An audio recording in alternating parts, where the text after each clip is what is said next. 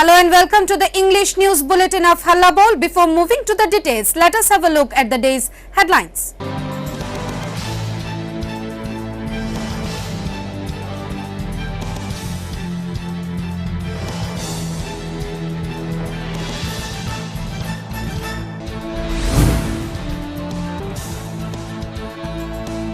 Chief Minister Biplab Kumar Deb inaugurated Lifeline Express at Shabrum.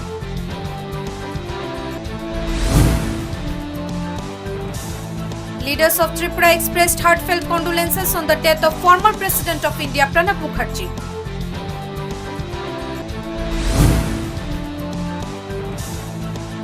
Five states that are not ruled by the Bharatiya Janata Party rejected Modi government's GST shortfall remedy on Tuesday. Give jobs, not empty slogans. Rahul Gandhi took a swipe on the Modi government as the joint entrance examinations kick-started on Tuesday.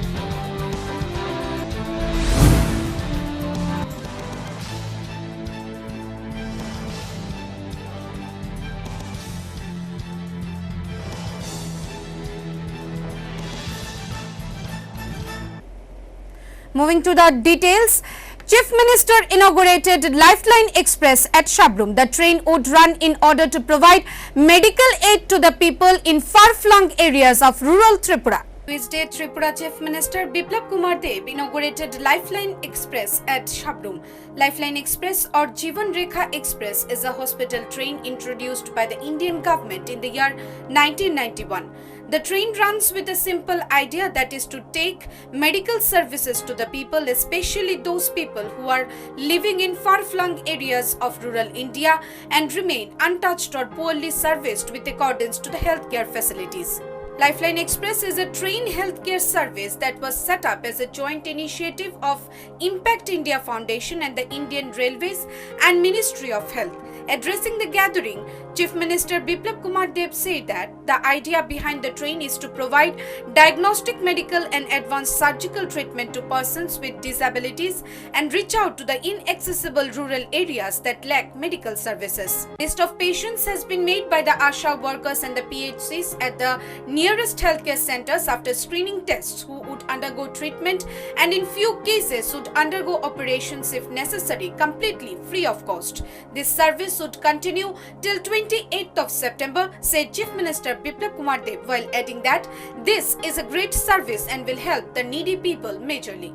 Bureau Report, Hallabol.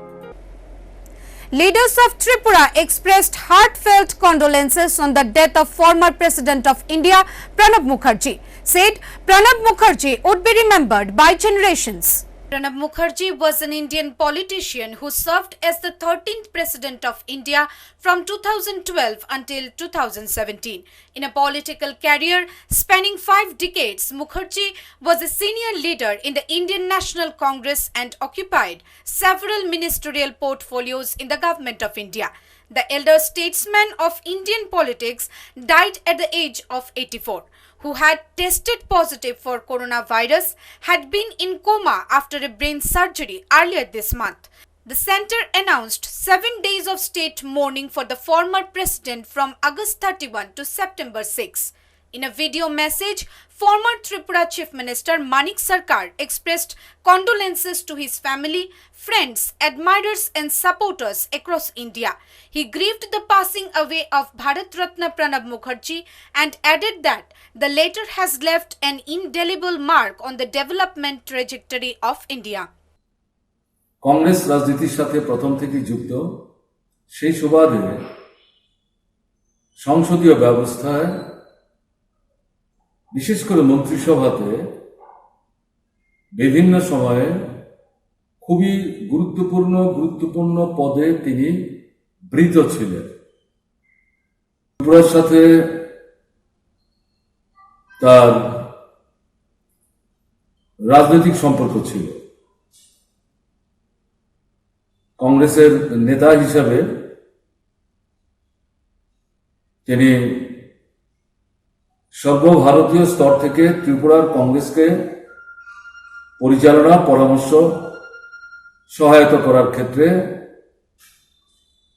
ঘন ঘন ত্রিপুরায় আসতে Tripura Pradesh Congress acting President Piyush Bishwas condoled the demise of former President Pranab Mukherjee and said that the country and Congress party has lost a distinguished leader and an outstanding parliamentarian.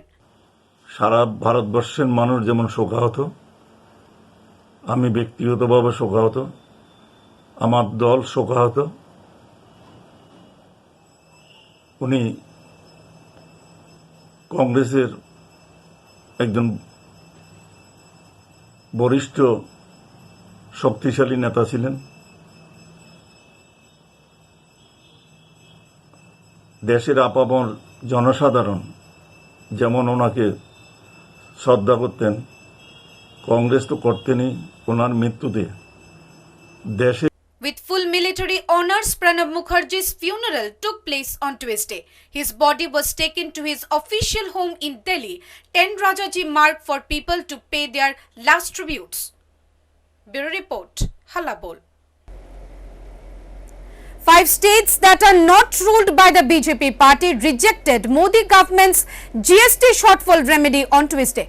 5 states of India that are not ruled by the Bharatiya Janata Party on Monday rejected the proposal mooted by the central government at last Thursday's Goods and Services Tax GST Council meeting that states could borrow to meet their current GST revenue shortfall. The governments of Punjab, Delhi, Kerala, Telangana and West Bengal agreed at a meeting of their finance ministers to reject both the borrowing options proposed by the centre, Chhattisgarh Finance Minister T.S. Singh Deo said in a tweet. They also decided that the centre should not delegate its constitutional obligation of meeting the revenue gap to the states. The position taken by the states is significant considering that political differences on GST-related issues could echo in the monsoon session of the parliament. The council had on Thursday offered states two borrowing options to tide over their GST revenue shortfall as the GST cess collection from items such as cars and tobacco was not adequate to compensate them in this financial year. States could either borrow rupees 97,000 crore from the Reserve Bank of India or take rupees 2.35 trillion from the market under different terms. It was agreed among the states that the centre should make good the shortfall and most importantly should only move through consensus in the GST Council. Kerala Finance Minister T.M. Thomas Isaac said the states were left with no option. Now that we fully understand centre's intentions on GST compensation, we have no choice other than to reject them lock, stock and barrel. No more surrender of states' rights, Isaac tweeted. Punjab Finance Minister Manpreet Singh Badal said in a letter to the Union Finance Minister and GST Council Chairperson Nirmala Sitharaman that both the borrowing options offered were a breach of the constitutional assurance of the compensation to the states. Delhi Deputy Chief Minister Manish Sisodia, who also holds the finance portfolio, said the states resolved that only legally tenable option to tide over the crisis was for the central government to borrow the entire shortfall from RBI on any other suitable mechanism. Bureau Report, Hallabol. Give jobs, not empty slogans. Rahul Gandhi took a swipe on the Modi government as the joint entrance examinations kick-started on Tuesday. Congress leader Rahul Gandhi alleged that the government led by Prime Minister Narendra Modi is jeopardizing India's future by ignoring the genuine concerns of the joint entrance exams and national eligibility entrance test aspirants. The joint entrance examinations for admission to the Indian Institute of Technology started on Tuesday and will end on 6th of September. Modi government is jeopardizing the India's future. Arrogance is making them ignore the genuine concerns of the JEE and NEET aspirants as well as the demands of those who took SSC and other exams. Give jobs, not empty slogans, Rahul Gandhi tweeted on Tuesday with the hashtag Speak Up for SSC Railway Students. The Staff Selection Commission SSC will hold 8 recruitment exams in October-November. This list includes Combined Higher Secondary Level Exam, Junior Engineer Selection Exam, Combined Graduate Level Exam and others. The Congress and the opposition parties have been attacking the government for holding the exams at a time when the coronavirus cases in India has been rising fast.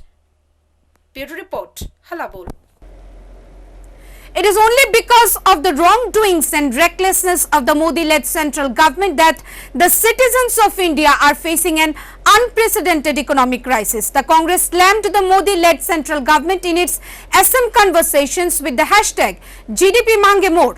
With the hashtag GDP Mange More, the Congress alleged the Modi-led central government of being responsible for the downfall of Indian economy.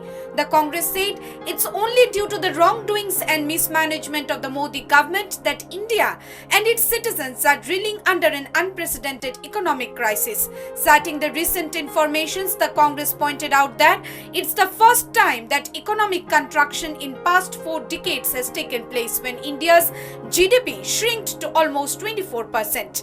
According to the latest reports and data released by the National Statistics Office (NSO), India's gross domestic product GDP contracted 23.9% in the April-June quarter of 2020 to 21 from that in the same quarter last financial year. This is only because of limited economic activity in the country during the quarter amid the lockdown due to COVID-19 pandemic. Gross value added GVA for the country declined by 22.8%, manufacturing by 39.3% and mining by 23.3%.